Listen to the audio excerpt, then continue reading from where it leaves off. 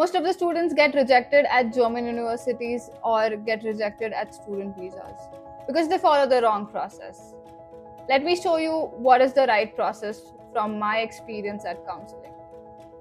Hi, I'm Saili. I've studied my master's in Germany at Humboldt University, and I've also worked there as a full-time employee. I will be telling you whatever it is from my experience and my experience of counseling. I'll explain you the exact step-by-step process in the simplest way. So step 1, eligibility.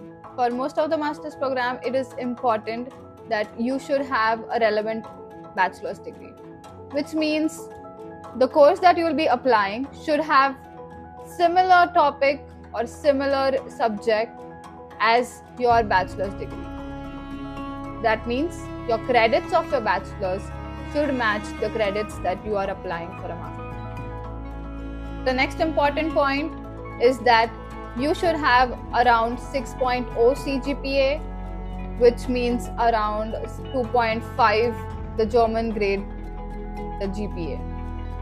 IELTS is also mandatory, or any English proficiency test, which will prove your proficiency in English. And for students from India, Vietnam and China, APS is also a most important thing. So step 2, APS certificate. As I told you before, this certificate is mandatory for students from India, China and Vietnam.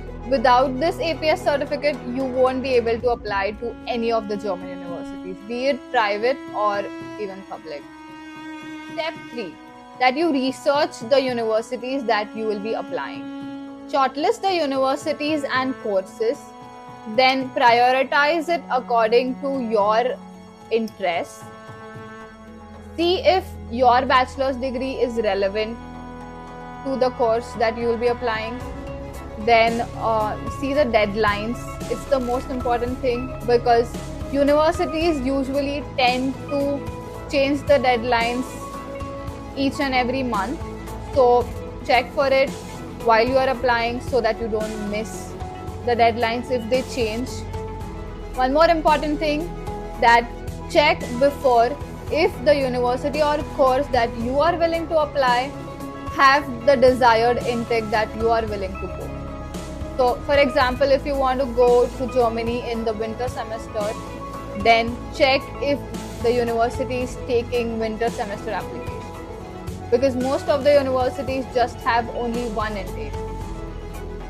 Step 4. There are 2 types of applications in Germany. One with UniAssist and the second one with the university portal. Each university has different requirements.